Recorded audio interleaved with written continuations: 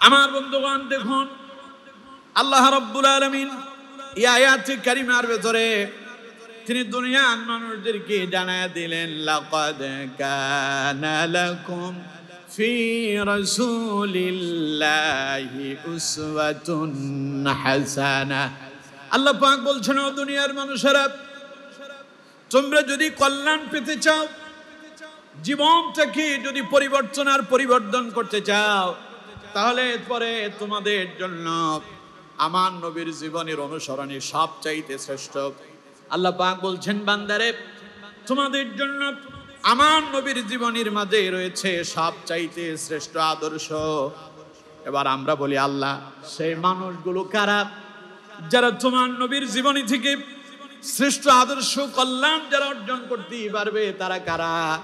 আল্লাহ পাক বলছেন, লিমান কানা ইয়ারজুল্লাহ ওয়াল ইয়াউমাল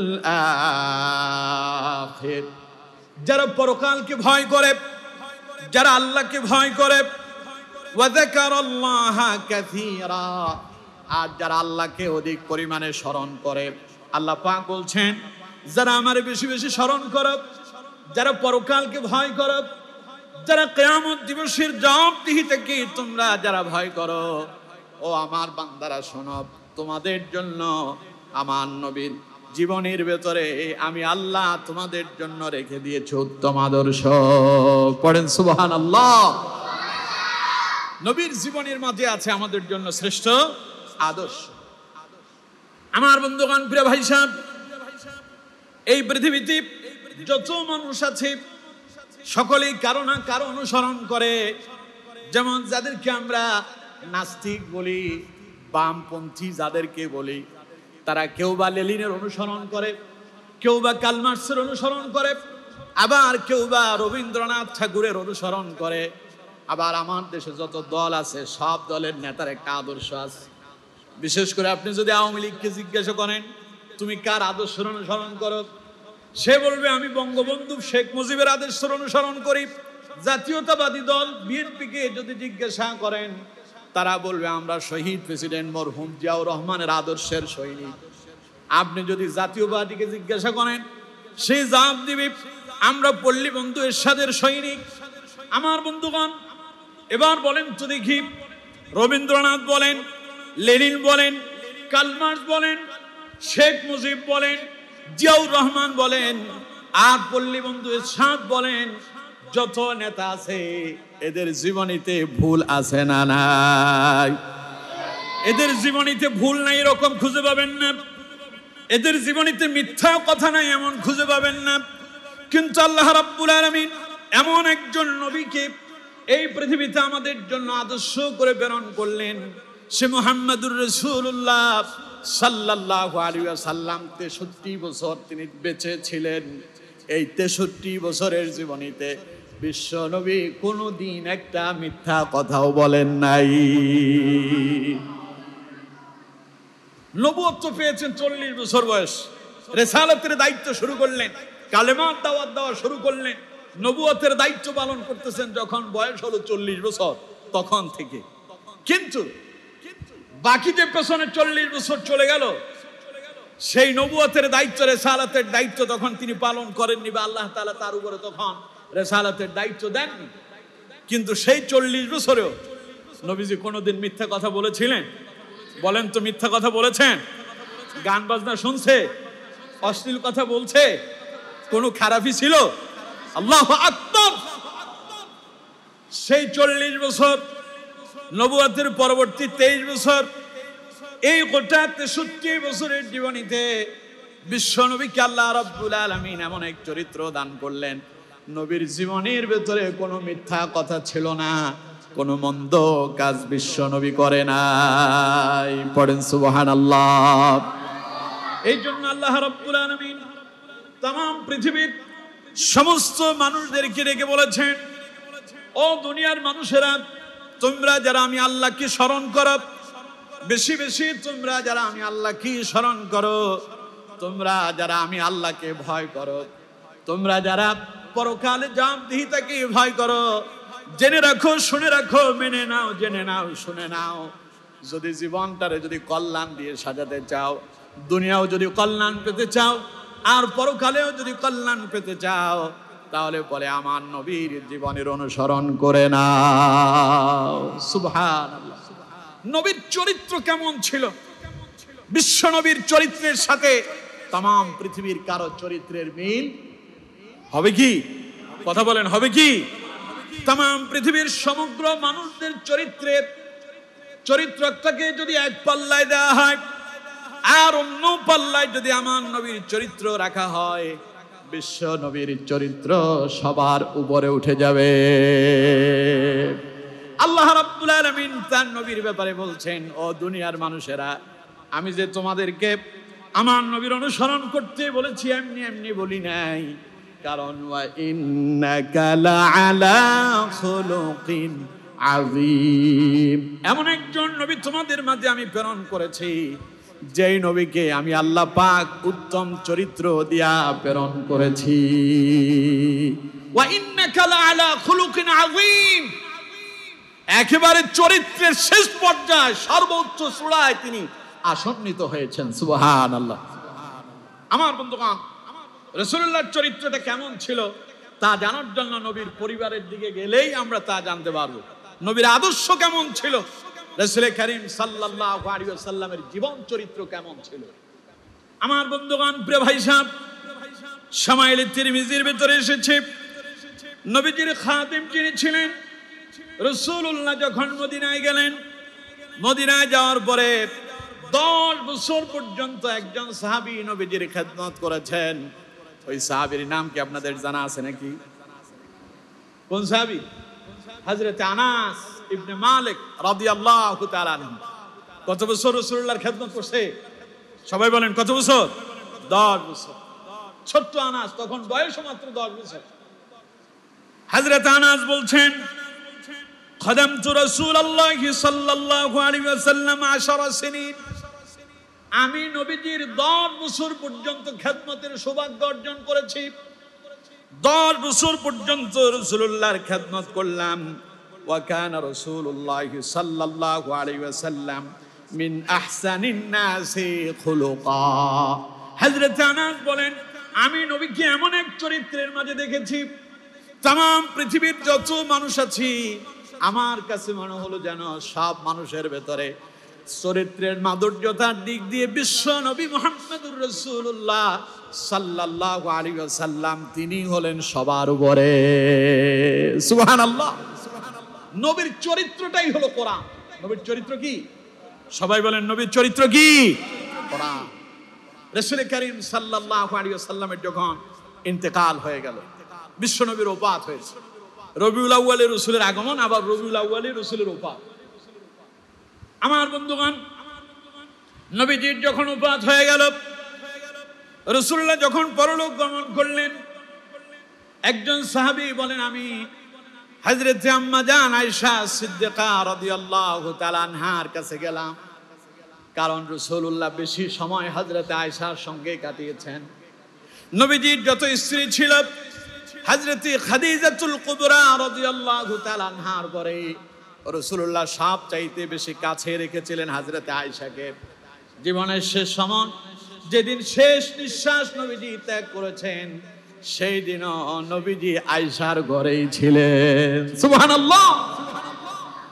একজন সাহাবী এলেন, মা আয়েশাকে জিজ্ঞাসা করলেন, হে উম্মাহাতুল মুমিনিন, আপনার কাছে জানতে চাই, আপনি তো রাসূলের পাশে বেশি ছিলেন, আচ্ছা কোন তো দেখি আমার নবীর চরিত্রটা কেমন ছিল, নবীর চরিত্র সম্পর্কে একটু আমাদেরকে ধারণা দেন তো দেখি।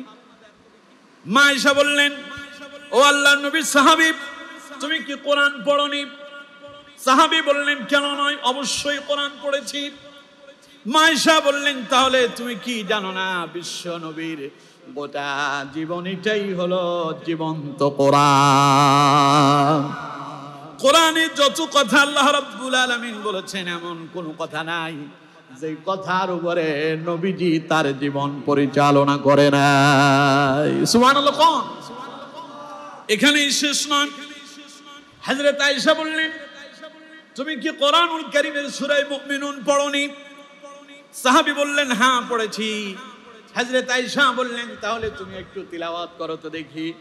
সাহাবী তিলাওয়াত করতে লাগলেন, قد أفلح المؤمنون الذين هم في صلاتهم خاشعون والذين هم عن اللغو معرضون والذين هم للزكاة فاعلون والذين هم لفروجهم حافظون إلا على أزواجهم أو ما ملكت أيمانهم فإنهم غير ملومين فمن ابتغى وراء ذلك فأولئك هم العادون والذين هم لأماناتهم وعهدهم راعون والذين هم على صلواتهم يحافظون أولئك هم الوارثون পড়েন আল্লাহু আকবার। এই পর্যন্ত যখন সাহাবী তিলাওয়াত করলেন, আম্মা জান আয়েশা বললেন, এবার থামো। সাহাবী স্টপ হলেন। মা আয়েশা সিদ্দিকা রাদিয়াল্লাহু তাআলা আনহা বলছেন, তুমি তো নবীর চরিত্র সম্পর্কে জানতে এসেছো।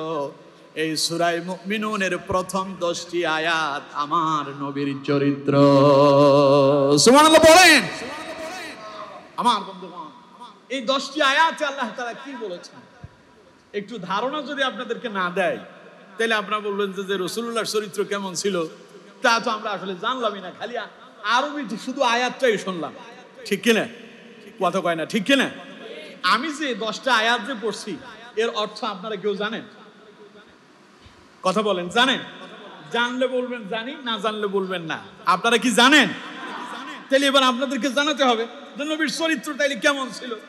মা আয়েশা যে বললেন যে সূরা আল মুমিনুনের এই প্রথম 10টি আয়াতই হলো নবীর চরিত্র, তাহলে সেই নবীর চরিত্রটা আসলে কেমন ছিল? এই 10টি আয়াতের প্রথম আয়াতে আল্লাহ পাক বলছেন, قد أفلح المؤمنون, সফল তারা, মুমিন যারা। এবার আল্লাহ রাব্বুল আলামিন বললেন সেই মুমিন কারা?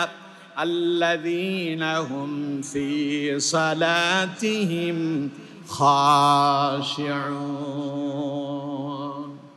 সেই সফল মুমিনদের প্রথম গুণাবলী হলো তারা নামাজের মাঝে হয় অত্যন্ত বিনয়ী। পড়েন সুবহানাল্লাহ। আমার নবী কি নামাজে বিনয়ী ছিলেন না?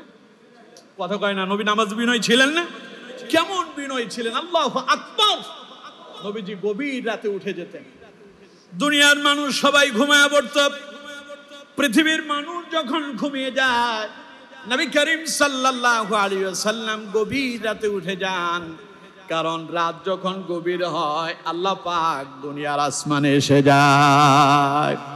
হাদিসের ভেতরে এসেছে, নবী করিম সাল্লাল্লাহু আলাইহি ওয়াসাল্লাম বলছেন, ইয়ানজিলু রাব্বুনা কুল্লা লাইলাতিন ইলাস সামাঈদ দুনিয়া হিনা ইউবকা সুলুসুল লাইলিল আখির। যখন রাতের 1/3 চলে যায়, অর্থাৎ 3 ভাগের 1 ভাগ যখন চলে যায়, আল্লাহ রাব্বুল আলামিন দুনিয়ার আসমানে এসে নাজিল হয়ে যান। তিনি তার বান্দাদেরকে ডেকে ডেকে বলেন, মাইয়াদুনি ফাআস্তাজিব লাহু, কে আসো আমারে ডাকবা, আমি তোমার ডাকে সাড়া দেব। ওয়া মাইয়াসআলুনি ফাউতিয়াহু, কে আসো আমার কাছে সাহায্য চাইবে, আমি তোমারে সাহায্য করব। ওয়া মাইয়াস্তাগফিরুনি ফাগফির লাহু, কে আসো গুনাহ করেছো, আমারে বলো, আমি তোমার গুনাহগুলো maaf করে দেব। পড়েন সুবহানাল্লাহ। এখন প্রশ্ন হলো, কেন আল্লাহ তাআলা গভীর রাতে আসমানে আসেন? দিনের বেলায় আল্লাহ করেনটা কি? এরকম প্রশ্ন আছে না, যে আল্লাহ দিনে থাকি কই, রাত হইলে আল্লাহ আইসা বান্দারে ডাকে কয়, আমারে ডাকো, আমি এখন তোমার ডাকে সাড়া দেব। আমার কাছে যাও, আমি তোমারে সাহায্য করব। আমার কাছে বলো, তোমার গুনাহ maaf করে দেব। ঘটনাটা কি? ঘটনা এখানে আছে না, রাত যখন গভীর হয়, মানুষ তখন সজাগ থাকে না, ঘুমায় যায়। আর সারাদিন মানুষ কর্মব্যস্ততায় থাকে। মানুষ কি করে? মানুষ যখন কর্মব্যস্ততায় থাকে, কোন একজন মানুষ বিপদে পড়ছে, তখন আল্লাহরে ডাক দিও, আল্লাহ কঠিন বিপদে পড়ছে, আমাদের সাহায্য করো। এখন একজন মানুষের খাবার নাই, খিদার যন্ত্রণায় বাঁচে না, আল্লাহরে ডেকে বলে, আল্লাহ আমার দারুণ খিদা পেয়েছে, আমার খাবারের ব্যবস্থা করো। সারাদিন মানুষ সজাগ থাকে, সমগ্র বিশ্বের সমস্ত মানুষগুলো শুধু আল্লাহর কাছে চাইতেই থাকে। আল্লাহ রাব্বুল আলামিন সবার চাওয়াগুলো পূরণ করে দেন। কিন্তু রাত যখন গভীর হয়ে যায়, সব মানুষগুলো যখন ঘুমায় যায়, আল্লাহ পাক বলেন তখন আমি ফ্রি হয়ে যাই, আমি আসমানে আসি আর বান্দারে ডাকে ডেকে বলি, আমার বান্দারে এখন তো সবাই ঘুমায় পড়ছে, এখন তুমি আমারে বলো, এখন আর কেউ আমারে ডাকবে না, আমি তোমার জন্য বসে আছি, তুমি শুধু আমারে বলো, আমি আল্লাহ এখনই তোমার ডাকে সাড়া দিয়ে দেব। আপনারা যদি একসাথে 8-10 জনের ডাকে, আপনি কয়জনের ডাকে সাড়া দেবেন? ঠিক কিনা? আল্লাহ তাআলা বলছে সারাদিন তো শুধু মানুষ শুধু আমারে ডাকছে, সবার খালি আমি তাদের চাহিদা পূরণ করতে ব্যস্ত ছিলাম, এখন আমি ফ্রি, সবাই ঘুমায় পড়ছে, এখন তুমি আমার কাছে চাও, আমি তোমারে দিতে রাজি। সুবহানাল্লাহ। এই গভীর রাতে নবীজি বিছানা ত্যাগ করতেন, গভীর রাতে নবীজি নামাজের বিছানায় দাঁড়িয়ে যেতেন। আমরা সবাই যখন ঘুমে, রাসূল তখন নামাজের বিছানায়। আমরা যদি ইমাম সাহেব কেরাত যদি একটু লম্বা পড়ে, পেছনের দিক দিয়া মুসল্লিদের ভেতরে জ্বালা পড়া শুরু হয়ে যায়। ঠিক কিনা? আইরে বাজারে কাজ পড়ে আছে, বাড়ি যেতে হবে, খিদা লাগছে, কত কথা মনে পড়ে যায়, দুনিয়া নিয়ে পাগল হয়ে যায়। নবীজি গভীর রাতে নামাজে দাঁড়াতেন, এত লম্বা কেরাত রাসূলুল্লাহ পড়তেন, এমন অবস্থা হয়ে যেত দাঁড়াতে দাঁড়াতে রাসূলুল্লাহর পা মোবারক ফুলে গিয়া পানি জমে যেত। সুবহানাল্লাহ। নবীজি যখন রুকুতে যেতেন, হযরত আয়েশা বলছেন রাসূলুল্লাহ যখন রুকুতে যেতেন এত লম্বা রুকু দিতেন, আমি মনে করতাম মনে হয় রুকুর মাঝে রাসূল নামাজ শেষ করবেন। হযরত আয়েশা বলতেছেন রাসূলুল্লাহ যখন রুকু থেকে উঠে দাঁড়িয়ে আবার সিজদায় যেতেন, এত লম্বা দীর্ঘ সিজদা নবীজি করতেন, আমি ঘাবড়ায় যেতাম, মনে হয় রাসূলুল্লাহ সিজদার মাঝে ইন্তেকাল করে ফেলেছে। এত লম্বা সিজদা নবী উঠায় না, মাথায় উঠায় না। রাসূলুল্লাহ এত লম্বা সিজদা করতেন। মা আয়েশা বলছেন আমি ঘাবড়িয়ে যেতাম, ভয় পেয়ে যেতাম, না জানি আমার রাসূল মারা গেল নাকি, ইন্তেকাল করলো নাকি। ভয় আমি রাসূলুল্লাহর পায়ের তালুতে আঙ্গুল দিয়া সুড়সুড়ি দিতাম। নবী যখন পাটা নাড়াতেন, আমার অন্তরে আবার আমার কলিজায় পানি ফিরে আসতো। আমি বুঝতে পারতাম আমার নবী এখনো ইন্তেকাল করেন নাই, নবী এখনো বেঁচে আছে। আর আমাদের নামাজের অবস্থা, হায় হায়, কি রুকু আর সিজদা, কত তাড়াতাড়ি শেষ করা যায় ওই চিন্তায় আমরা বাঁচি না। অনেকে বলবে যে হুজুর আবার সিজদার কথা বল, নামাজই পড়ার সময় পাই না, সিজদা দেব কখন? এই জাতীয় কিছু মানুষ আছে না নাই? আমার বন্ধুগণ, সিজদা দিবেন লম্বা। নবীজি বলছেন আকরাবু মা ইয়াকুনুল আবদু মির রাব্বিহি ওয়া হুয়া সাজিদুন ফাকসিরুদ দুআ। নবীজি বলেছেন বান্দা যখন সিজদায় যায়, বান্দা আল্লাহর নিকটে চলে যায়, রাসূল বলেন সিজদায় তুমি দোয়া করো, দোয়া আল্লাহর দরবারে মঞ্জুর হয়ে যায়। এজন্য নবীজি লম্বা সিজদা দিতেন। দুনিয়ায় শুধু সিজদা দিয়েছেন যে তা নয়, কিয়ামতের ময়দানে উম্মত যখন পাগলের মতো রাসূলুল্লাহর কাছে আসবে, এসে বলবে ইয়া রাসূলুল্লাহ সাল্লাল্লাহু আলাইহি ওয়াসাল্লাম, প্রাণটা যেন বেরিয়ে যায়, জিহ্বা শুকায় যায়, অবস্থা মারাত্মক খারাপ হয়ে গেল, ইয়া রাসূলুল্লাহ সূর্যের তাপে আর বাঁচি না, হুজুর দয়া করে আমাদের জন্য আপনি একটু সুপারিশ করেন, আজ আপনার সুপারিশ আল্লাহ কবুল করবেন। আমার বন্ধুগণ, নবীজি কি সাথে সাথে সুপারিশ করবেন না সিজদায় যাবেন? কোথায় যাবেন? উম্মত এসে বলবে ইয়া রাসূলুল্লাহ আমাদের জন্য একটু সুপারিশ করেন, বিশ্বনবী সঙ্গে সঙ্গে সিজদায় চলে যাবেন। কারণ আল্লাহ রাব্বুল আলামিন বলছেন ওয়াসজুদ ওয়াকাতারিব, সিজদা দাও আর আল্লাহর নিকটে চলে যাও। নবীজি সিজদায় যেতেন, রাসূলুল্লাহ কিয়ামতের ময়দানে সিজদায় চলে যাবেন, উম্মতের জন্য সিজদায় গিয়ে কাঁদবেন আর বলবেন রব্বি হাবলি উম্মতি, রব্বি হাবলি উম্মতি, রব্বি হাবলি উম্মতি। আল্লাহ বলবেন নবী কাঁদেন কেন? আজ আপনার কান্নার দিন নয়, আপনি কাঁদেন কেন? নবী করিম সাল্লাল্লাহু আলাইহি ওয়াসাল্লাম বলবেন, আল্লাহ আমার উম্মত বিপদে পড়ছে। নবীজি বলবেন, আল্লাহ উম্মত বিপদে পড়ছে। আল্লাহ পাক বলবেন, নবী মাথা তুলেন, উম্মত বাছাই করেন আর জান্নাতে নিয়ে যান। সেই জান্নাত যদি পেতে হয় নামাজ না পড়ে পাওয়া যাবে? নামাজ না পড়ে পাওয়া যাবে? রাসূলুল্লাহর আদর্শ না মেনে জান্নাতের আশা করা যাবে? রাসূলুল্লাহর আদর্শ মানতে হবে, নবীর দেখানো পদ্ধতিতে তরিকা মোতাবেক জীবনকে পরিচালনা করা লাগবে, ঠিক কিনা? তাহলে আমার বন্ধুগণ, রাসূলুল্লাহ যখন নামাজে দাঁড়াতেন অত্যন্ত বিনয়ের সঙ্গে নামাজ আদায় করতেন। আল্লাহ রাব্বুল আলামিন বলছেন, আল্লাযীনা হুম ফি সালাতিহিম খাশিউন। মুমিনেরা নামাজে যখন দাঁড়ায় ওরা নামাজের ভেতরে একগ্রতার সঙ্গে, বিনয়ের সঙ্গে, খুশু এবং খুজুর সঙ্গে নামাজ আদায় করতেন। আর হযরত আয়েশা বলছেন, এই চরিত্র আমার নবীর ভেতরে সবচাইতে বেশি ছিল। এই গেল একটা। 2 নাম্বার, নবীজি বলেছেন, মা আয়েশা বলছেন রাসূলুল্লাহর চরিত্র সূরা মুমিনুন থেকে শোনো। আল্লাহ রাব্বুল আলামিন বলছেন, ওয়াল্লাযীনা হুম আনিল লাগবি মুরিদুন। সফল মুমিন তো তারা, অনর্থক কথা বলে না যারা। আমার নবীর জীবনে কোনো ফাহিশা কথা ছিল নাকি? মন্দ কথা ছিল? অপ্রয়োজনীয় অপ্রাসঙ্গিক কোনো কথা রাসূল জীবনে বলেছেন? আল্লাহু আকবার। আয়েশা বলছেন, আমার নবীর চরিত্র হলো তিনি জীবনে কোনোদিন অপ্রাসঙ্গিক কথা বলেন নাই। সূরা মুমিনুন আল্লাহ পাক বলছেন, ওয়াল্লাযীনা হুম আনিল লাগবি মুরিদুন। মুমিনেরা অনর্থক কথা বলে না। আমার নবী জীবনে কোনোদিন অনর্থক ফাহিশা মন্দ কথা বলেন নাই। এরপরে আসুন, আল্লাহ রাব্বুল আলামিন বলছেন, ওয়াল্লাযীনা হুম লিয-যাকাতি ফাইলুন। আয়েশা বলছেন, আমার নবীর আরেকটা চরিত্র হলো নবীজি হিসাব করে করে যাকাত আদায় করতেন। আল্লাহ রাব্বুল আলামিন বলছেন, সফল মুমিনদের গুণ হলো তারা হিসাব করে করে যাকাত আদায় করে। আর এই চরিত্র আমার নবীর ভিতরে ছিল কি ছিল না? সবাই বলতে হবে, ছিল কি ছিল না? এই গেল 3টে।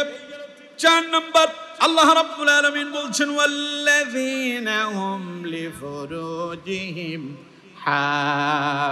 হাফিযুন। সফল মুমিনদের আরেকটা গুণাবলী হলো তারা নিজেদের লজ্জাস্থানের হেফাজত করে।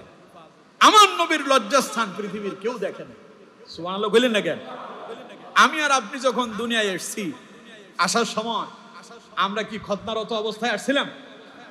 আমরা দুনিয়া আসার পরে যখন ক্রমান্বয়ে বেড়ে উঠতেছি, তখন ডাক্তার ডেকে এনে আমাদেরকে মুসলমানি করাইতে হয়েছে, খতনা করাতে হয়েছে। কিন্তু নবীজি দুনিয়া আসলেন। হযরত ইবনে আব্বাস রাদিয়াল্লাহু তাআলা আনহু বলছেন যে রাসূল করিম সাল্লাল্লাহু আলাইহি ওয়াসাল্লাম খতনারত অবস্থায় দুনিয়া এসেছেন যাতে করে পৃথিবীর কোন মানুষ রাসূলুল্লাহর লজ্জাস্থান না দেখে। সুবহানাল্লাহ। এমনকি মা আয়েশা সিদ্দিকা রাদিয়াল্লাহু তাআলা আনহা বলছেন, আমি রাসূলুল্লাহর সঙ্গে রাত যাপন করেছি, জীবন অতিবাহিত করেছি, কিন্তু রাসূলুল্লাহর লজ্জাস্থান কখনো আমি দেখি নাই। সুবহানাল্লাহ। এই হলো আমার নবীর চরিত্র।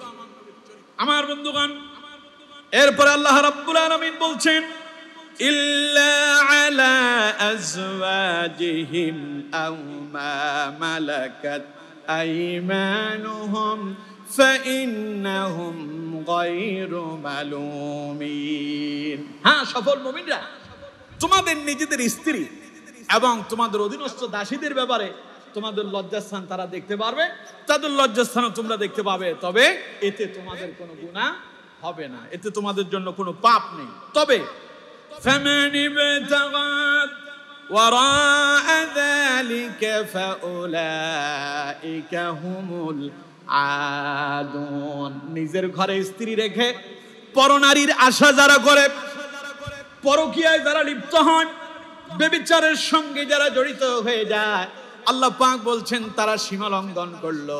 আর সীমা লঙ্ঘনকারীদের জন্য আল্লাহ পাক কঠিন আযাবের ব্যবস্থা রেখেছেন, ঠিক কিনা? আমার দেশের লোকজন মাঝে মধ্যে কয় যে রাসূল করিম সাল্লাল্লাহু আলাইহি সাল্লাম অনেক বিবাহ করছেন। আবার কোরআনে আল্লাহ রাব্বুল আলামিন পুরুষদের জন্য 4টা বিবাহের অনুমোদন দিয়েছেন। বাড়িতে মাঝে মধ্যে কিছু হলেই বউয়ের সঙ্গে বলে, বিয়ে আরেকটা করব। বলে না? কথা কন না কেন? বলে না? বউ কয় বিয়ে আরেকটা করে দেখো, পা যে দুইটা আছে দুইটাই ভাঙবো। বিয়ে আরেকটা করবা, নিজেও মরবো, তোমার সুদ্ধা লইয়া মরবো। ঠিক কিনা? কারণ কি? কারণ আছে। আপনি একজন স্ত্রীকে মেনটেন করতে পারেন না, 4টা বিয়ে করলে আপনার চরিত্র যে কই যাবে তা আল্লাহ খুব ভালোই জানে। ঠিক কিনা? বিবাহ 4টা তখনই করতে পারবেন যখন প্রত্যেক স্ত্রীর উপরে আপনি সমানভাবে তাদের অধিকারগুলো আদায় করতে পারবেন। কথা কি আমার বুঝেন আপনারা? কথা বুঝেন? আপনি যদি সমানভাবে প্রত্যেকের অধিকারগুলো আদায় করতে পারেন, তাহলেই আপনি দ্বিতীয় বিবাহ বন্ধনে আবদ্ধ হইতে পারেন। আমার দেশে যখন দ্বিতীয় বিয়ে করে, প্রথম বউয়ের আর খবরই থাকে না। ঠিক কিনা? কথা কয় না? ঠিক কিনা? এটারে হালাল বিবাহ বলে না। এটা হলো আপনি আপনার ওই যে আগের স্ত্রী, প্রথম স্ত্রীর উপর জুলুম করছেন। তাইলে আপনি যদি জুলুমবাজ হন, জুলুমবাজের শাস্তি আল্লাহর দরবারে আছে না নাই? রাসূলুল্লাহ বলেছেন, আয-যুলমু যুলুমাতু ইয়াউমাল কিয়ামাহ।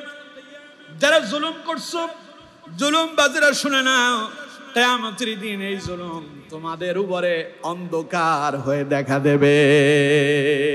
অর্থাৎ চতুর্দিকে শুধু অন্ধকার দেখতে পারবা, পালানোর পথ পাবা না। জুলুম যে করছো, আর জুলুমের শাস্তি তোমারে ভোগ করা লাগবে। ঠিক কিনা? এই জন্য খালি বিয়ে করার জন্য লাফঝাপ দিয়েন না। আল্লাহ তাআলা যে 4টা বিবাহের কথা বলছেন, শেষে আল্লাহ তাআলা একটা কথা বলে দিয়েছেন। শেষে বলেছেন, যদি 4টার যদি সমানভাবে অধিকার আদায় করতে না পারো, একটাতেই সন্তুষ্ট থাকো। কে বলেছেন? সবাই বলেন কে? আমার রাসূলের স্ত্রী যারা ছিলেন, সবার কাছে রাসূলুল্লাহ প্রিয় ছিলেন। সবার কাছে কি ছিলেন? দেখুন, রাসূলুল্লাহ সাল্লাল্লাহু আলাইহি ওয়াসাল্লাম, পড়েন সাল্লাল্লাহু আলাইহি ওয়াসাল্লাম, নবী করিম সাল্লাল্লাহু আলাইহি ওয়াসাল্লাম স্বামী হিসেবে ছিলেন শ্রেষ্ঠ আদর্শ। সুবহানাল্লাহ কোন? সব স্ত্রীরা রাসূলুল্লাহর কাছে সমান ছিলেন। নবী করিম সাল্লাল্লাহু আলাইহি ওয়াসাল্লাম তিনি একদিন সব স্ত্রীরা সামনে বসা, নবীজি স্ত্রীদের সঙ্গে গল্প করতেছেন, কথা বলতেছেন। স্ত্রীরা হঠাৎ করে রাসূলুল্লাহকে বললেন, ইয়া রাসূলুল্লাহ সাল্লাল্লাহু আলাইহি সাল্লাম, আপনার কাছে একটা প্রশ্ন জানার আছে। নবীজি বললেন, বলো, কি জানতে চাও? স্ত্রীরা বললেন, আচ্ছা, আমরা আপনার এতজন স্ত্রী, এতগুলো স্ত্রীর ভেতরে কোন স্ত্রীটা আপনার কাছে সবচাইতে বেশি প্রিয়? একটু আমাদেরকে জবাব দেন তো দেখি। নবীজি চিন্তা করলেন, বিপদে পড়লাম। এখন যদি আয়েশার কথা বলি তাহলে অন্য স্ত্রীর মন খারাপ হবে। রাসূল করিম সাল্লাল্লাহু আলাইহি ওয়াসাল্লাম বললেন, আচ্ছা ঠিক আছে, এই প্রশ্নের জবাব আগামী দিন দেব। সুবহানাল্লাহ কোন? সবাই একটা টেনশনের ভিতরে রাখছে, সবাই চিন্তায় আছে, না জানি আমার কথা রাসূল বলে নাকি। আজকে সবাই আনন্দে আছে, আল্লাহু আকবার, হয়তো আমার কথাই নবীজি বলবে। সেই রাতে নবী করিম সাল্লাল্লাহু আলাইহি ওয়াসাল্লাম প্রত্যেক স্ত্রীর ঘরে গেলেন, আর প্রত্যেক স্ত্রীর ঘরে গিয়া সবার জন্য হাদিয়া নিয়ে গেলেন সঙ্গে করে। প্রত্যেক স্ত্রীর হাতে হাতে 2টা করে খোরমা খেজুর ধরায়া দিলেন। কয়টা দিলেন? সবাই বলেন কয়টা? 2টা খেজুর দিলেন সবাইকে। পরের দিন আবার যখন স্ত্রীদেরকে নিয়ে নবী করিম সাল্লাল্লাহু আলাইহি ওয়াসাল্লাম বসলেন, কথা বলা শুরু করলেন। কিছুক্ষণ কথা বলার পরে স্ত্রীদের ভেতর থেকে একজন বললেন, ইয়া রাসূলুল্লাহ, আপনি মনে হয় ভুলে গেছেন, গতকালকে আমরা একটা প্রশ্ন করেছিলাম, আজ আপনি জবাব দিবেন আমাদেরকে বলেছিলেন। হুজুর বলেন তো, আপনার সব চাইতে স্ত্রীদের ভেতরে কে বেশি প্রিয়? নবীজি বলছেন, ও আচ্ছা তাই নাকি, তাহলে শোনো, খবরদার, গোপন তথ্য পাস করা যাবে না, কেউ কাউকে বলবে না। গত রাতে আমি যাকে 2টা খেজুর দিয়েছি সে আমার কাছে সবচাইতে প্রিয়। আরো আস্তে কোন সুবহানাল্লাহ। এখন গত রাতে খেজুর কি একজনে পাইছে না সবাই পাইছে? কয়টা করে পেয়েছে? রাসূল বলছেন, যারে আমি 2টা খেজুর দিয়েছি, খবরদার কারো কাছে বইলো না তুমি যে আমার বেশি প্রিয়, এটা গোপন রেখো। যারে 2টা খেজুর দিছি ও আমার কাছে সবচাইতে বেশি প্রিয়। সুবহানাল্লাহ। এই ছিল আমার রাসূলের চরিত্র। আর আমরা আমাদের দেশে যারা দ্বিতীয় বিবাহ করছে, প্রথম বউয়ের খোঁজ খবর নেয় না, ছেলে সন্তানের খোঁজ খবর নেয় না, আর দ্বিতীয় বইয়ের জন্য একেবারে দামি দামি জিনিস নিয়ে আছে, বাড়ি গাড়ি তার নামে লিখে দেয়, প্রথম বইয়ের খবরই থাকে না, আছে না নাই? এগুলো এক একটা টাটকা শয়তান, এগুলো এক একটা টাটকা কি শয়তান। আমার নবীর চরিত্র এমন ছিল না। এই জন্য সব স্ত্রীদের কাছে রসুল ছিলেন প্রিয়। রসুল ছিলেন কি? আদর্শ স্বামী ছিলেন মুহাম্মদুর রাসূলুল্লাহ সাল্লাল্লাহু আলাইহি ওয়াসাল্লাম। সুতরাং আমার বন্ধুগণ, হযরত আয়েশা বলছেন নবীজির চরিত্র ছিল ওয়াল্লাযীনা হুম লিফুরুজিহিম হাফিজুন। নবীর চরিত্র ছিল তিনি তার লজ্জাস্থানের হেফাজতকারী ছিলেন। এরপরে রাসূলুল্লাহর আরেকটা চরিত্র হলো ওয়াল্লাযীনা হুম লিআমানাতিহিম ওয়া আহদিহিম রাউন। নবীজির আরেকটা চরিত্র হলো তিনি যা ওয়াদা করতেন তাই বাস্তবায়ন করতেন, সুবহানাল্লাহ। এবং তিনি আমানতের সংরক্ষক ছিলেন। রাসূল কি আমানতের খেয়ানত করছে জীবনে কোনোদিন? নবীজির আরেকটা চরিত্র, রাসূলুল্লাহ শ্রেষ্ঠ আমানতদার ছিলেন। যখন কোন ব্যাংক ছিল না, মানুষজন বিশ্বস্ত মানুষ খুঁজে খুঁজে তাদের কাছে তাদের অর্থ সম্পদ জমা রাখত। আর তৎকালীন সময় মক্কার সবচাইতে বিশ্বস্ত আমানতদার মানুষ যিনি ছিলেন, তিনি আমার নবী, আপনার নবী, বিশ্ব মানবতার নবী, সাইয়্যিদুল মুরসালিন, ইমামুল মুরসালিন, খাতামুন নবিয়্যিন, নবী আরবি জনাবে মুহাম্মদুর রাসূলুল্লাহ। চিৎকার মেরে বলেন সাল্লাল্লাহু আলাইহি ওয়াসাল্লাম। আল্লাহু আকবার। এত বিশ্বস্ত ছিলেন রাসূলুল্লাহ। সবাই সারাদিন যা উপার্জন করত রাসূলের কাছে এসে সন্ধ্যাবেলায় জমা রাখত। যেইভাবে জমা রেখেছে ঠিক সেইভাবেই ফেরত পেয়েছে। কোনদিন কারো আমানতের খেয়ানত নবীজি করেননি। যখন রাসূলুল্লাহ কালেমার দাওয়াত দেওয়া শুরু করলো, চতুর্দিক থেকে কাফেরেরা রাসূলুল্লাহর উপরে নির্যাতন করতেছে। কেউ বা রাসূলুল্লাহরে বলতেছে সিহরুম মুবিন, স্পষ্ট তুমি একটা জাদুকর, বলেন নাউযুবিল্লাহ। কেউ বলতেছে কাযযাব, তুমি হলো মিথ্যাবাদী, বলেন নাউযুবিল্লাহ। কেউ বা বলতেছে মাজনুন, মুহাম্মদ তুমি হলে পাগল। নবী করিম সাল্লাল্লাহু আলাইহি সাল্লাম শুধু পাগল, মিথ্যাবাদী আর শুধু রাসূলুল্লাহর জাদুকর বলে তারা ক্ষান্ত হলো না। রাসূলকে তারা পাগল বলল, জাদুকর বলল, মিথ্যাবাদী বলল। এরপরে বিশ্ব নবীর দেহ মোবারকে, যেই দেহের ভিতরে মশা মাছি বসা আল্লাহ হারাম করলেন, সেই নবীকে তারা রক্তাক্ত করেছে। বিশ্ব নবীর দান মোবারক তারা শহীদ করলো। রাসূলুল্লাহকে উহুদের ময়দানে রক্তাক্ত করলো। তায়েফের ময়দানে বৃষ্টির মতো পাথর মেরে নবীকে তারা বেহুশ করে দিল। কি অমানবিক নির্যাতন নিপীড়ন রাসূলুল্লাহর উপরে হয়েছে! এত বেশি পরিমাণ নবীর উপরে নির্যাতন হয়েছে।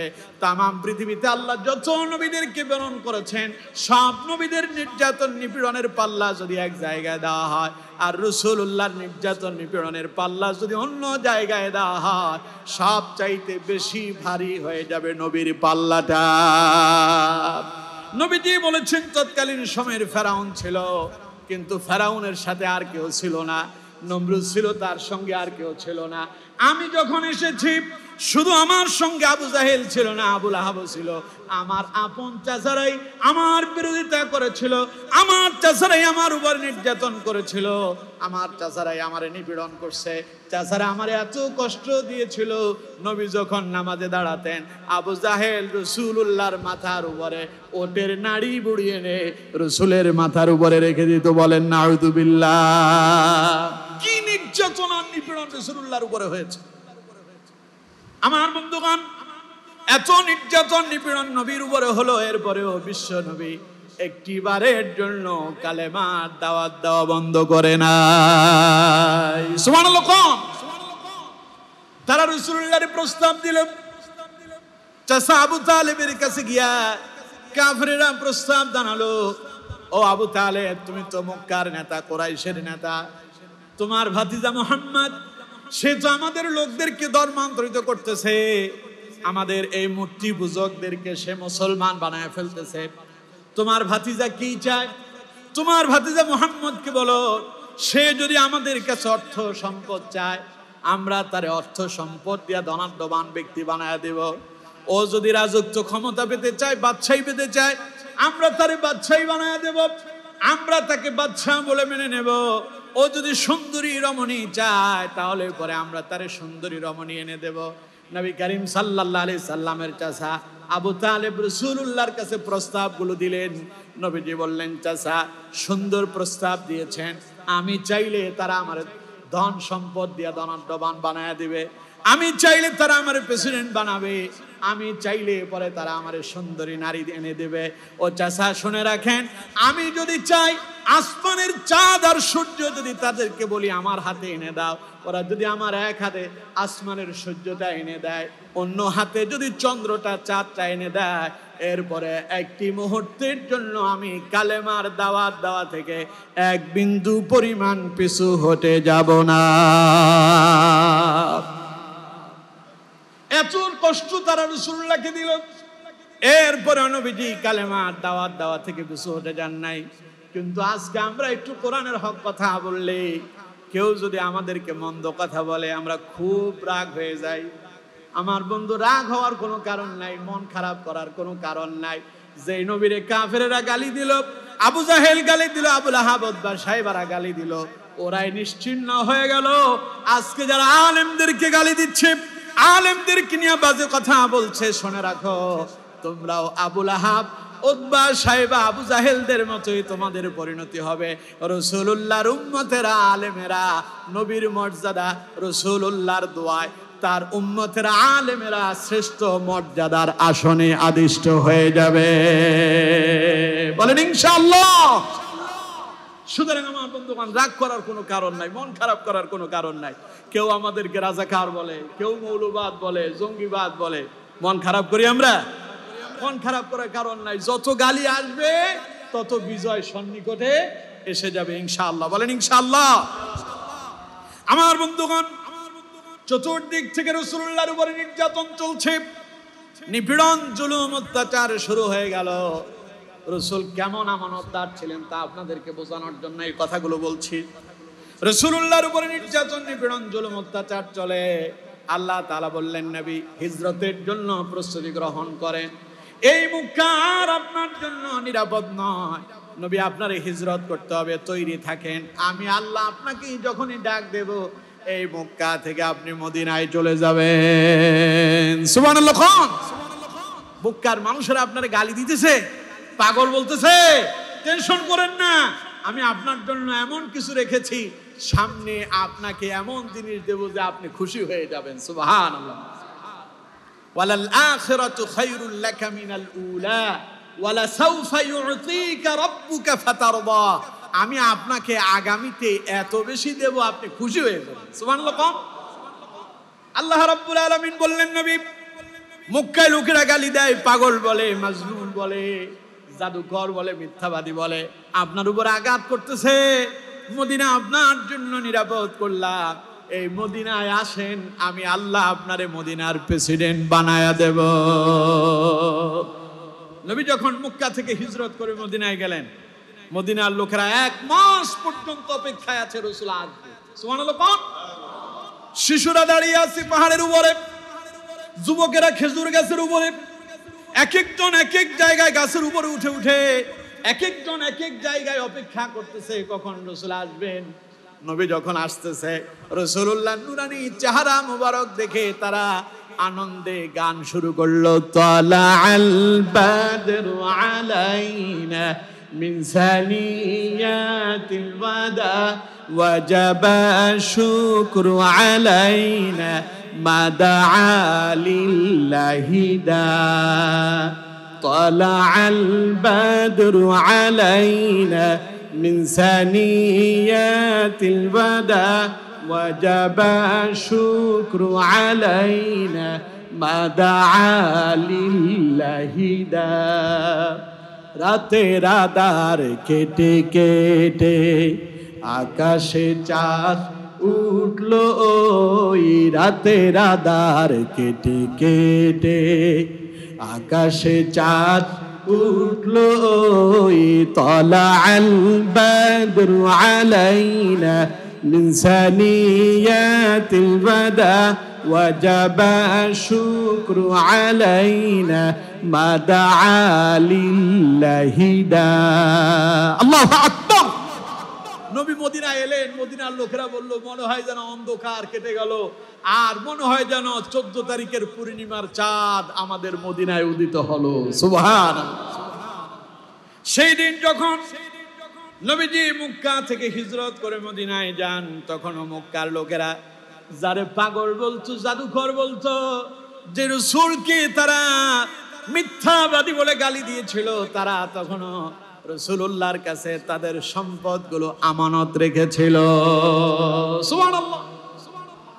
নবীজি যখন হিজরত করতেছে রাতের আঁধারে, পৃথিবীর কেউ জানে না, যিনি জানেন তিনি কে? নবীজি হযরত আবু বকরকে বললেন, আবু বকর হিজরতের জন্য প্রস্তুত থাকো। রাসূলুল্লাহকে কত ভালোবেসেছেন আবু বকর। নবীজি বললেন, আবু বকর রে, হিজরতের জন্য প্রস্তুতি থাকো। 1 মাস আগে বলেছেন, 1 মাস আগে বলেছেন রাসূলুল্লাহ। রাসূল করিম সাল্লাল্লাহু আলাইহি ওয়াসাল্লাম যেই রাতে হিজরত করলেন, নিজে তার গৃহ থেকে বের হলেন, হুজরা থেকে বেরিয়ে আবু বকরের ঘরের দরজায় গেলেন। দরজায় গিয়া নবীজি টোকা দিলেন। আবু বকর বললেন, লাব্বাইক ইয়া রাসূলুল্লাহ, লাব্বাইক ওয়া সাদাইক ইয়া রাসূলুল্লাহ। হুজুর আবু বকর উপস্থিত। সুবহানাল্লাহ। কোন 2 বার ডাকতে হয় না। নবীজি বললেন, আবু বকর। আবু বকর বললেন, লাব্বাইক ইয়া রাসূলুল্লাহ, আমি উপস্থিত। দরজা খুলে দিলেন আবু বকর। বললেন, হুজুর হিজরতের জন্য কি আল্লাহর অর্ডার এসেছে নাকি? নবীজি বললেন, আবু বকর রে, আমি বড় আশ্চর্য হয়ে গেলাম, অবাক হয়ে গেলাম, তুমি কি ঘুমাও নাই? হযরত আবু বকর বললেন, ইয়া রাসূলুল্লাহ, ওই যে গত 1 মাস আগে আপনি আমাকে বলেছেন হিজরতের জন্য তৈরি থাকার জন্য, সেই দিন থেকে আজ পর্যন্ত আমি আবু বকর আমার পিঠটারে বিছানার সঙ্গে লাগাই নাই, দরজার সঙ্গে দাঁড়ায় ছিলাম। কখন আমার নবী আসবে, আমারে ডেকে বলবে আবু বকর, আর আবু বকর ঘুমায় পড়বে। নবী দরজার সামনে দাঁড়ায় আবু বকরের ডাক দিবে। রাসূলুল্লাহ কষ্ট পাবেন, আমি আবু বকর নবীকে কষ্ট দিতে পারবো না। হুজুর যেই দিন বলেছেন সেই দিন থেকে আজ পর্যন্ত আমি আবু বকর বিছানার সঙ্গে পিঠ লাগাই নাই, দরজার সঙ্গে দাঁড়ায় আছি কান পেতে দিয়া, নবী কখন আসবে আর আমারে ডাক দিবে আবু বকর বলে। সুবহানাল্লাহ। সে আবু বকর রাসূল কত ভালোবাসে। আমরা নিজেদেরকে আশিকে রাসূল দাবি করি, আমাদের আশিকে রাসূল হলো মিলাদের ভেতরে শেষ, মিলাদও শেষ, জিলাপি দেওয়া হয়েছে, বাদ বাড়িতে চলে গেছি, কিসের আর রাসূলের আশিক? আবু বকর জীবন দিয়ে রাসূলুল্লাহরে ভালোবেসেছেন, এত বেশি পরিমাণ ভালোবেসেছেন, আল্লাহ রাব্বুল আলামিন হযরত আবু বকরের শুধু কবুলই করেন নাই, বিশ্বনবী মদিনা মুনাওয়ারায় রাসূল করিম সাল্লাল্লাহু আলাইহি সাল্লাম সবুজ গম্বুজের নিচে বিশ্বনবী চিরনিদ্রায় ঘুমান, আর আবু বকর নবীর ডান পাশে চিরনিদ্রায় ঘুমায় আছে। সুবহানাল্লাহ। এই হলো ভালোবাসার নমুনা। আপনিও যদি আবু বকর ওমরের মতো, রাসূলুল্লাহর 2 জন ছিলেন সবচেয়ে বেশি প্রিয় সাহাবী, একজনের নাম আবু বকর, আরেকজনের নাম ওমর। 2 জন জীবন দিয়ে রাসূলুল্লাহরে ভালোবেসেছেন। ইন্তেকালের পরে একজন ডান পাশে আরেকজন বাম পাশে। সুবহানাল্লাহ। আরে এই ভাগ্য যদি আমাদের হতো। আহা, রাসূলুল্লাহর রওজা মুবারকের পাশে যখন দাঁড়ালাম হৃদয়টা ফেটে যায়। আহা, কেমন ভালোবেসেছেন হযরত আবু বকর আর ওমর। আল্লাহ তাআলা কেমন পছন্দ করছেন তাদেরকে। আমরা হাজার হাজার কিলোমিটার দূর থেকে রাসূলুল্লাহর সালাম দেওয়ার জন্য সেখানে যাই। আমার বন্ধুগণ, সেই রাসূল করিম সাল্লাল্লাহু আলাইহি ওয়াসাল্লামের যদি আদর্শ মেনে হযরত আবু বকর আর ওমরের মতো যদি রাসূলুল্লাহরে ভালোবাসতে পারেন, মরবেন বাংলাদেশে, কবরের সঙ্গে কানেকশন লেগে যাবে মদিনায় মুনাওয়ারার রওজার সাথে। সুবহানাল্লাহ। এমন ভালোবাসার দরকার আছে না নাই? নামাজ না পড়া, নামাজ পড়ার দরকার আছে না নাই? কোরআন মেনে চলার দরকার আছে না নাই? আমার রাসূল ছিলেন এমন, সাহাবায়ে কেরাম রাসূলুল্লাহরে এত ভালোবাসতেন। নবীজি বললেন, আবু বকর উঠো। ডাক দেওয়ার সাথে সাথে এক ডাকে আবু বকর হাজির। হযরত আবু বকর দরজা খুলে দিলেন। রাসূল অবাক হয়ে গেলেন, আবু বকর ঘুমাও নাই? হযরত আবু বকর বললেন, হুজুর কেমনে ঘুমাই? আপনি না বলছেন আমারে রাত্রিবেলায় হিজরত করতে হবে, সেই দিন থেকে আমার চোখে ঘুম নাই, বিছানার সঙ্গে পিঠ লাগাই নাই। নবীজি রওনা হলেন হিজরতের জন্য। কাফেরদের মক্কার লোকদের আমানত এখনো রাসূলুল্লাহর কাছে আছে, কিন্তু নবীজি গভীর রাতে যখন চলে যাচ্ছেন মদিনার দিকে, যাওয়ার সময় রাসূল করিম সাল্লাল্লাহু আলাইহি ওয়াসাল্লাম সব আমানতগুলো নিজের আপন মেয়ের জামাতা হযরতে আলী রাদিয়াল্লাহু তাআলা আনহুর হাতে সব আমানতগুলো বুঝাইয়া দিলেন। কার কত টাকা রাসূলুল্লাহর কাছে জমা আছে, কার কত দিরহাম, তা কার কত দিনার জমা আছে, নবী করিম সাল্লাল্লাহু আলাইহি ওয়াসাল্লাম সবগুলো হযরতে আলীকে বুঝাইয়া দিলেন। আর বললেন, আমি যাওয়ার পরে মক্কার কোন লোক যেন এই কথা বলতে না পারে যে মুহাম্মদ শুধু মদিনায় যায় নাই, আমাদের সম্পদ লুণ্ঠন করে গেছে। এই কথা বলার সাহস যেন কেউ না পায়। এই জন্য হযরত রাসূল করিম সাল্লাল্লাহু আলাইহি সাল্লাম আলীকে আমানতগুলো বুঝাইয়া দিলেন। আর হযরত আলীকে বললেন, যার যার আমানত তার কাছে ফিরাইয়া দিবা। আমি মদিনার দিকে হিজরতে রওনা হয়ে গেলাম। আর আমাদের অবস্থা কি? আপনি একজনের কাছে 500 টাকা আমানত রাখেন যে আমি তোমার কাছে এক সপ্তাহ পরে নেব তোমার কাছ থেকে। ওই এক সপ্তাহ যে কত সপ্তাহ যাবে, ওই এক সপ্তাহ পরে আর 500 পাবেন না। আছে না নাই? মানুষ বিশ্বাস করে আপনার কাছে তার বাড়ির দলিলটা জমা রাখছে। উনি এমন সিস্টেমে কাম করছে, সিটিং বাজ কইরা ওই জায়গা নিজের নামে লিখায় দিচ্ছে। এই জাতের কিছু লোক আছে না নাই? আমানতের খেয়ানতকারী বলা হয় এদেরকে। যিনি আমানতের খেয়ানত করলেন, নামাজ পড়েন কাম হবে না, রোজা করেন কাম হবে না, হজ করেন লাভ হবে না, যাকাত দেন লাভ হবে না। কারণ রাসূলুল্লাহ বলছেন, লা ঈমানা লিমান লা আমানাতা লাহু ওয়া লা দীনা লিমান লা আহদা লাহু। নবীজি বলছেন, যার কাছে আমানতদারিতা নাই তার ঈমান নাই। তার মানে যার ঈমান নাই ও নামাজ পড়লেও কোনো কাম নাই, ঠিক কি না? এই জন্য আমানতদারিতার আমানতের সংরক্ষক হতে হবে। নবী করিম সাল্লাল্লাহু আলাইহি ওয়াসাল্লাম তার শ্রেষ্ঠ একটা চরিত্র হলো নবীজি আমানতের সংরক্ষক ছিলেন। পড়েন সুবহানাল্লাহ। হযরত আয়েশা বলছেন, ওয়াল্লাযীনা হুম লিআমানাতিহিম ওয়া আহদিহিম রাউন। নবী ছিলেন এমন চরিত্রের, তিনি যা ওয়াদা করতেন তা বাস্তবায়ন করতেন। নবী ছিলেন এমন চরিত্রের, তিনি যা আমানত রেখেছেন তাই সংরক্ষণ করেছেন। জীবনে কোনো দিন কোনো মানুষের আমানতের খেয়ানত রাসূলুল্লাহ করেন নাই। পড়েন সুবহানাল্লাহ। এরপরে মায়েশা বলছেন, নবীজির আরেকটা চরিত্র হলো ওয়াল্লাযীনা হুম আলা সালাওয়াতিহিম ইউহাফিযুন। নবীজি ছিলেন নামাজের সংরক্ষক, নামাজের হেফাজতকারী। তার মানে হলো যখনই যে ওয়াক্ত নামাজের সময় হয়ে যেত, সেই ওয়াক্ত রাসূলুল্লাহ আদায় করতেন না, কাজা করতেন। আদায় করতেন না, কাজা করতেন? আর আমরা তো আদায় তো করি না, কাজা হবে তো পরের কথা। সেই যে শুক্রবার এলো, টুপি একখান মাথায় দিয়া, পাঞ্জাবি একখান গায়ে দিয়া ঘর থেকে বের হয়। মা কয় তাড়াতাড়ি মসজিদে যা, নামাজ শেষ হয়ে যায়। বউ কয় তাড়াতাড়ি মসজিদে যাও, নামাজ মনে হয় শেষ হয়ে যায়। উনি কয় এখনো সময় আছে, 1:30 বাজুক, তারপরে যাবনি। মসজিদে আইসা দেখে খুতবাও হয়ে গেল, নামাজও শেষ হয়ে যায়, নামাজের খবর তার নাই।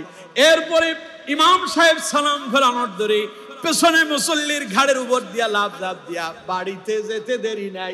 বাড়িতে যখন গেল, টুপিটা যে কোথায় ফেলে দিল, পাঞ্জাবি যে খুললো, গোটা এক সপ্তাহ চলে গেল, আর মসজিদও নাই, নামাজেও নাই, ঠিক কিনা? কয় যে হুজুর, আমরা নবীর প্রেমে দারুণ ভক্ত, কিন্তু আমাদের দিল এত মারাত্মক শক্ত, সারা সপ্তাহে আমরা নামাজ পড়ি না এক ওয়াক্ত, কারণ আমরা হলাম নবীর প্রেমের ভক্ত। আছে না না? কি নবীর আশেক, ওর নামাজই লাগবে না, ওকে রাসূলের ভালোবাসলেই জান্নাতে চলে যাব। এত সোজা নাকি? নবীজির চাচা আবু তালেব রাসূলুল্লাহর যে ভালোবাসে, ওই ভালোবাসার কিনারেও আপনি যেতে পারবেন না।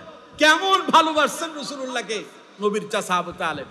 কাফেরেরা যখন বলল, ওই যে আপনাকে প্রস্তাব দিল যে আপনার ভাতিজারে বলেন সম্পদ চাইলে সম্পদ দেব, টাকা পয়সা চাইলে দেব, ক্ষমতা চাইলে দেব, সুন্দরী নারী চাইলে দেব। নবীজি কি বললেন? আকাশের চাঁদ আর সূর্য দুই হাতে দুইটা এনে দিলেও দাওয়াতি কাজ বন্ধ করব না। তখন চাচা কি জবাব দিলেন? ভাতিজা মোহাম্মদ, টেনশন করো না, যদিও তোমার প্রতি ঈমান আনয়ন করি নাই, আমি বেঁচে থাকা অবস্থায় মক্কার একজন কাফের তোমার শরীরের উপরে একটা ফুলের চিমটি উঠতে পারবে না। পড়েন আল্লাহু আকবার। এত ভালোবাসছেন। তাহলে আমার বন্ধুগণ, নবী করিম সাল্লাল্লাহু আলাইহি ওয়াসাল্লামকে রাসূলের চাচা এত বেশি ভালোবেসেছেন, কিন্তু ভালোবাসার পরেও নবীর চাচা জান্নাতি না জাহান্নামী? আহারে, রাসূল বলছিলেন, চাচা একবার পড়েন না কালেমাটা। চাচা কয়, মুহাম্মদ তুমি কি ভাবছো মরার আগে তোমার কালেমা পড়ি আর লোকজন বলুক যে আবু তালেব মক্কার নেতা মরার আগে কাফির হয়ে মরছে? এই দায়ভার আমি মাথায় নিতে পারবো না।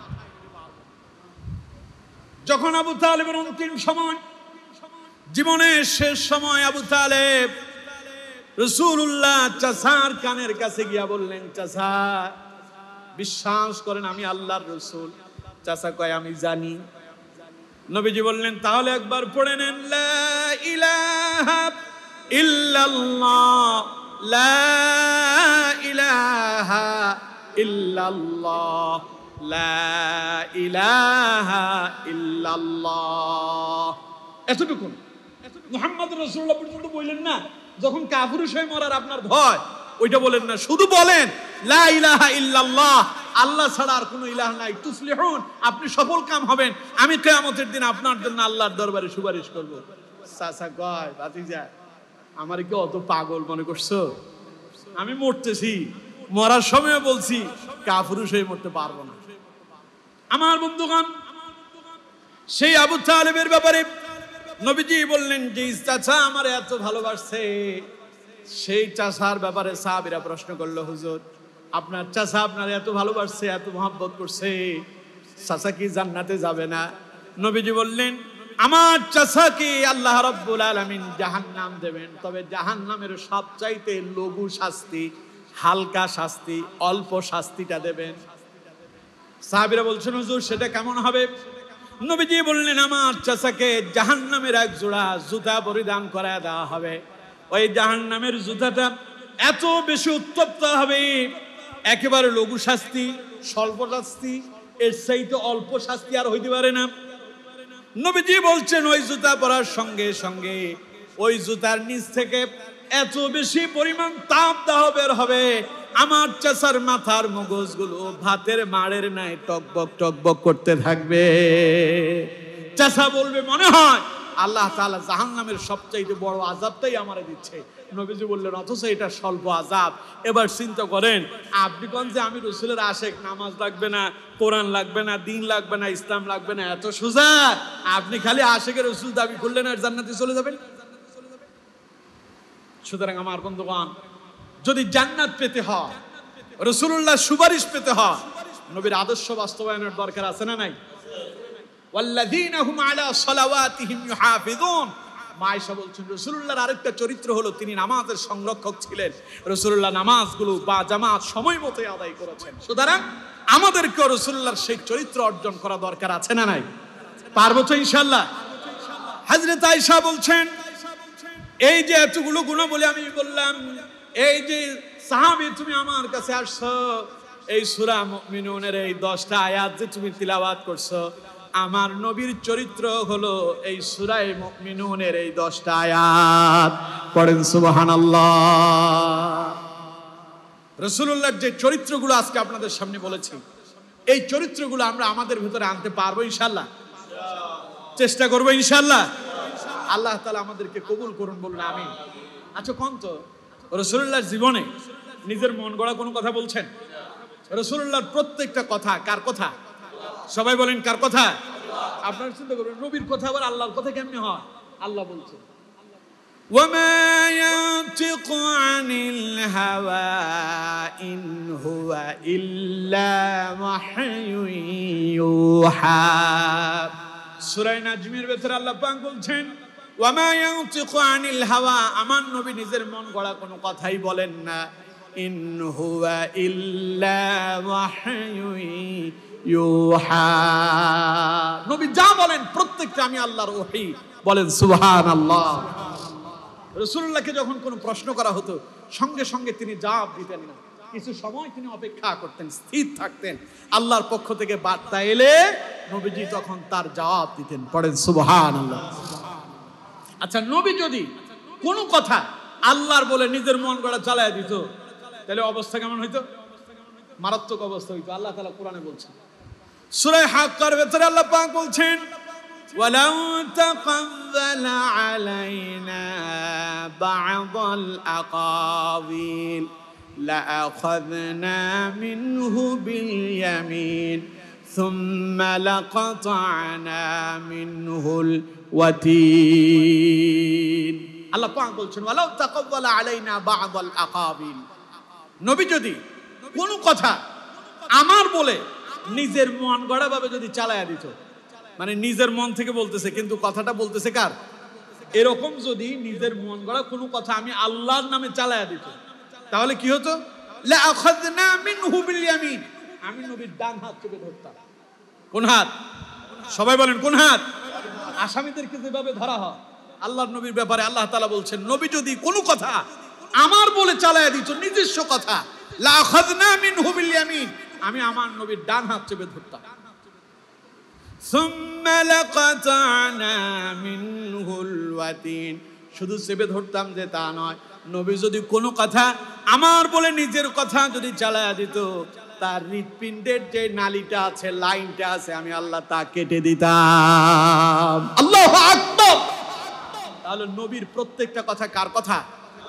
এই জন্য আল্লাহ রাব্বুল আলামিন বলছেন, ও দুনিয়ার মানুষেরা শুনে রাখো, মা আতাকুমুর রাসূলু ফাখুযুহু ওয়া মা নাহাকুম আনহু ফান্তাহু। আমার নবী তোমাদের কাছে যা নিয়ে এসেছেন, আল্লাহ পাক বলেন, ও দুনিয়ার মানুষেরা, নবী যা নিয়ে আসছে তা মেনে নাও, নবী যা করতে নিষেধ করছে তা ছেড়ে দাও। তার মানে নবী যা আনছে তা মানা ফরজ, যা ছাড়তে বলেছে তা ছেড়ে দেওয়া ফরজ। কারণ কোরআনের অন্য জায়গায় আল্লাহ রাব্বুল আলামিন বলছেন, ইয়া আইয়ুহাল্লাযীনা আমানু আতিউল্লাহ ওয়া আতিউর রাসূল ওয়া লা তুবতিলু আমালাকুম। দুনিয়ার মানুষেরা আমার নবীর আনুগত্য করো, আমার আনুগত্য করো, আর যদি না করো, ওয়া লা তুবতিলু আমালাকুম, জীবনে যা আমল করছো সব কিছু বরবাদ হয়ে যাবে। তাইলে নবীর প্রত্যেকটা আদেশ নিষেধ মেনে চলা উম্মতের জন্য নফল না ফরজ? তাইলে রাসূলুল্লাহ প্রত্যেকটা আদেশ নিষেধ মেনে চলতে পারবো তো? যদি মেনে চলেন কি হবে? ওই যে আয়াত দিয়ে শুরু করেছিলাম, সূরা আহজাবের 21 নম্বর আয়াত, আল্লাহ পাক বলছেন, লাকাদ কানা লাকুম ফি রাসূলিল্লাহি উসওয়াতুন হাসানা। দুনিয়ার মানুষেরা, আমার নবীর জীবনের মাঝে তোমাদের জন্য সর্বোত্তম আদর্শ রয়েছে। যদি নবীর জীবনের অনুসরণ করো, দুনিয়াও কল্যাণ হবে, পরকালও কল্যাণ হবে। তার মানে নবীর জীবনে অনুসরণ করলে দুনিয়ায় মুক্তি পাবে, কল্যাণ পাবে, আর পরকালে জাহান্নাম থেকে নাজাত পেয়ে জান্নাতের মেহমান হতে পারবে। সুতরাং দুনিয়াতে কল্যাণ পেতে চাইতো, জান্নাত পরকালে পেতে চাই, তাহলে আমাদের প্রত্যেককে আদর্শ মানতে হবে মুহাম্মাদুর রাসূলুল্লাহ সাল্লাল্লাহু আলাইহি ওয়াসাল্লাম।